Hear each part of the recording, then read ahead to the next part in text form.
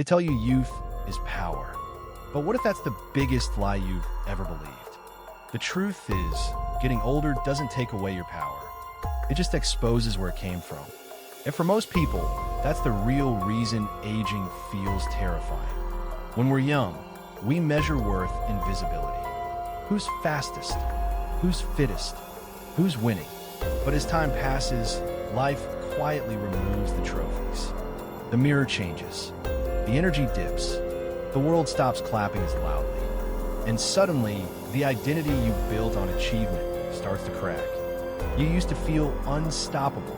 Now you feel replaceable. And that feeling hurts more than the wrinkles ever will. Because deep down, we were all taught one dangerous equation. Youth equals value. Lose youth, lose relevance. But here's the truth. That's not nature. That's marketing. $1 trillion economy profits from your fear of time. Cosmetic companies, anti-aging programs, status culture. They all whisper the same poison. Stay young or stay invisible. That's how society enslaves people who should be leading it. But power isn't lost with age. It just changes shape.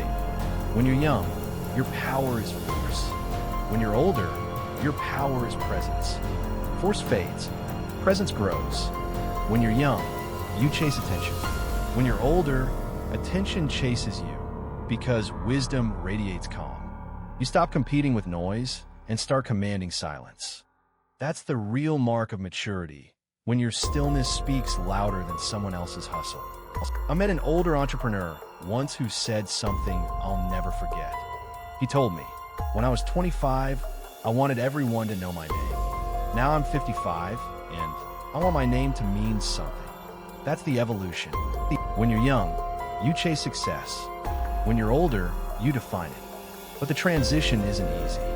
The mind resists change because identity is addicted to youth. We remember who we were more vividly than who we are. We scroll through old photos, replay old wins, and quietly grieve something we think we've lost. But you didn't lose it, you outgrew it. You don't miss youth. You miss the certainty of who you thought you were. And that's okay. Growth always feels like loss before it feels like liberation. Here's the hard truth. If your power came from performance, age will scare you. But if your power came from awareness, age will free you. Because awareness never fades, it deepens. You may move slower, but you see clearer. You may recover slower, but you react wiser. You trade adrenaline for mastery. That's why ancient leaders were called elders, not retirees. They didn't fade out, they leveled up. In tribal societies, wisdom was status. Now, we worship hustle and mock stillness. But the human brain doesn't peak at 25. It rewires for strategy, empathy, and leadership. The older you get, the better you understand patterns. Not because you read more, but because you've lived more. That's why your 40s and 50s can be your most powerful decades if you stop fighting the timeline. Here's the shift. Youth asks, how much can I get? Maturity asks, how much can I give? And that's where real legacy begins. Because the young may have speed, but the wise have direction. And direction always wins. Now, let's talk about the biology behind your fear of aging. Your brain evolved to equate change with danger. Every new wrinkle or gray hair registers subconsciously as a loss of control. But in reality, it's not control that's disappearing, it's illusion. The illusion that you were ever defined by appearance.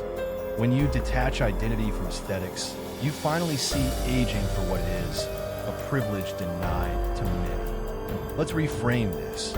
Aging isn't decline, it's data. It's proof you survived storms others didn't. Every scar, every lesson, every heartbreak gave you tools that no amount of youth can buy. That's not loss. That's leverage. So how do you reclaim power as you age? Step 1, shift from growth to guidance. In your 20s and 30s, you build. In your 40s and beyond, you teach. You become a lighthouse instead of a lifeboat. Your role evolved from chasing success to shaping successors. Step 2, master health as a form of respect, not resistance. Don't work out to stay young. Work out to honor the body that carries your mind. When you move, eat, and rest well, you send your subconscious the message, I still care about my energy, and the body responds. Step 3, redefine power.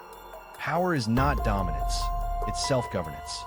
It's being able to stay calm while the world spirals. It's being able to choose peace over panic. The older you get, the more that kind of power becomes magnetic. Step 4, build legacy instead of relevance. Relevance fades with attention. Legacy grows with contribution. Ask yourself, what outlives me? Your money? No. Your wisdom, your lessons, your kindness. Yes. That's immortality the algorithm can't measure. And step 5, stop comparing timelines. Because life isn't a race, it's a rhythm. You're not late. You're seasoned. Every stage has a superpower if you stop trying to rewind. The young are fast.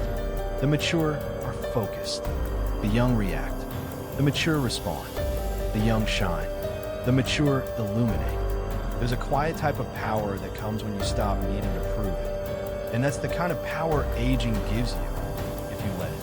So the next time you look in a mirror and think, I'm losing it, remind yourself, you're not losing power, you're transferring it. From your muscles to your mind.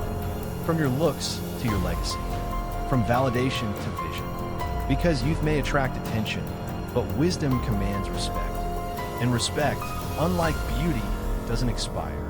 Tomorrow, we'll talk about what keeps that wisdom alive, your body. How mastering your health, energy, and habits keeps your wealth from dying before you do. See you in the next one.